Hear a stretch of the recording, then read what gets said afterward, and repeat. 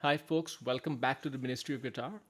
So, I had been traveling, but I came back to some very interesting news from Gibson about a new guitar range. So, I thought I would take a quick look. I have just had a very cursory glance. I've just seen there's an Instagram post. So, what I'm going to do here is we're going to look at this new range of Les Pauls from Gibson.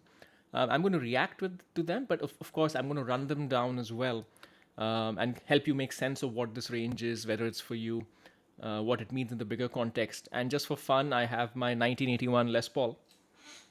This is not a regular Les Paul by any means, but it's just an interesting mnemonic to help compare versus the new ones and give you a sense. All right, so I'm going to open up the Gibson website as well as the Instagram page. Give me a second. All right, there we are. Okay, so let's begin with the Instagram post. Let's see what this is. Gibson TikTok, looking for the perfect holiday gift for the young guitarist. Okay, and I see a lot of. I see. Okay. Already I know what's going on here. And I'm going to get into the features and everything in a second. But all I have to say is this is long, long overdue. Not because of this guitar model's feature in general, but the consumers that you see or the customers that you see Gibson focusing on. See, the thing is, Gibson has been lagging behind Fender and PRS when it comes to attracting younger consumers, Gen Z. Millennials are not that young anymore, so Gen Z, iGen, all of that. They've been just been focused on the boomers. If you look at their Instagram page, typically it's another variation of a Les Paul standard. Yeah, which custom color series? 60s Les Paul. So it's all 60s, 50s. What is this? 70s. I mean, it's practically writing itself for me, right? 60s, 70s, 50s, whatever.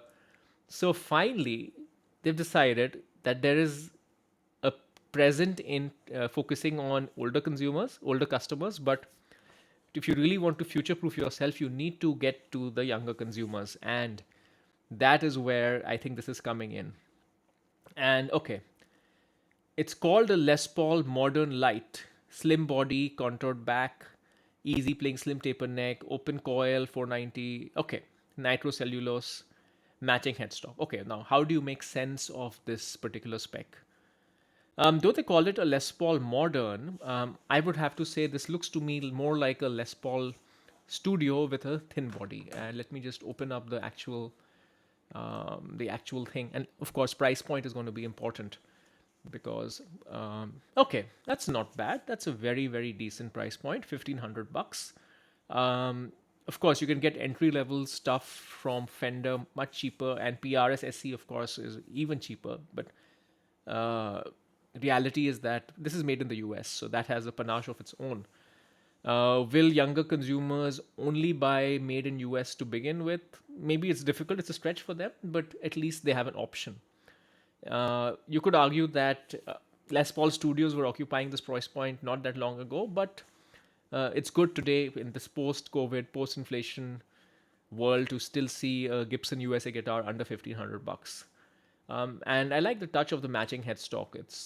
It gives it that that kind of a very insta-friendly vibe, and then you have these vibrant colors. This red I really like, cardinal red. This is a Firebird color actually, from the 1960s. If you see some Firebird from the older ages, you'll see that.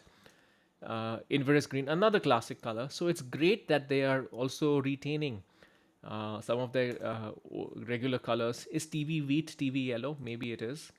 And gold Miss Satin, this is another color. It's an old color. But more than the colors, let's talk about the specs, right? So as I said, this is a thin body, which is what they haven't mentioned it over here, but I think they mentioned it somewhere here. So a regular Les Paul is pretty damn fat. So this will be much thinner versus that. Now, the other thing that will make it cheaper to manufacture is a regular Les Paul has a little bit of a 3D top. It's like a carve. This thing almost definitely has a flat top, which means that there is no carve. It is just flat. If you notice, this has a little bit of a carve. The third thing that you'll probably see is that should probably be all mahogany. Let me check. It'll not have a maple top. Belly cut. Where does it say? New thinner all mahogany body. So typically Les Pauls, you look over here, you have a mahogany body, you have a maple top. That's what you see over here. You basically lay the mahogany on top of lay the maple top on top of the mahogany, more expensive. Just making the whole body from mahogany, not one piece of wood, but one wood is cheaper.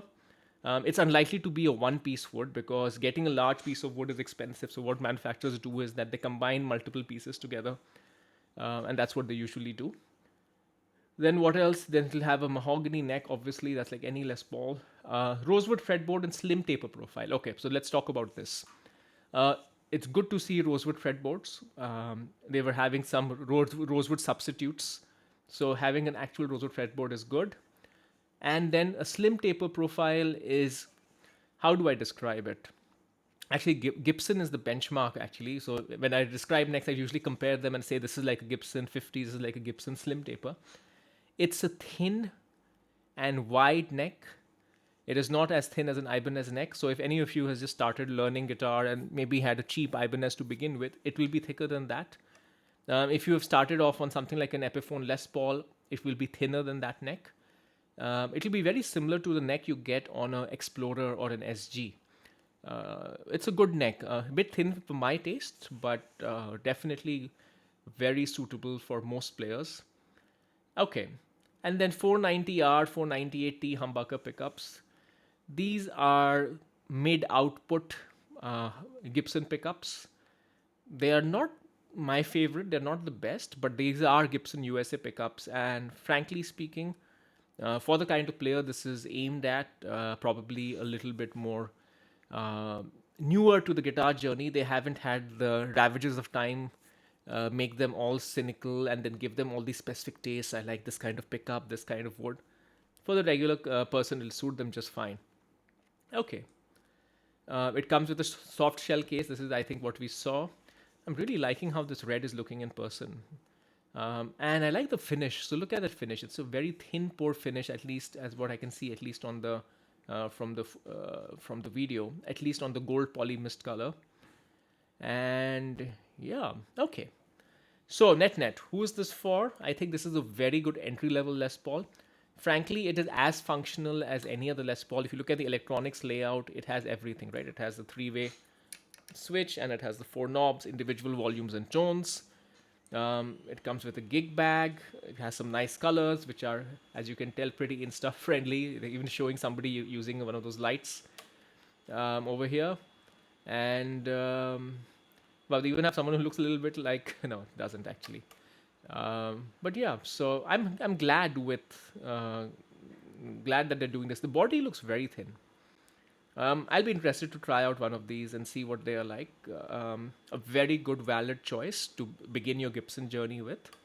And a very good move from Gibson. I'm glad that they're finally doing this. Somebody has realized there's another set of customers to attract. All right, so I hope this was helpful. And till next time, till the next reaction video or any other video that you can see on my channel of reviews, collections, unboxing, and all of that. Till next time.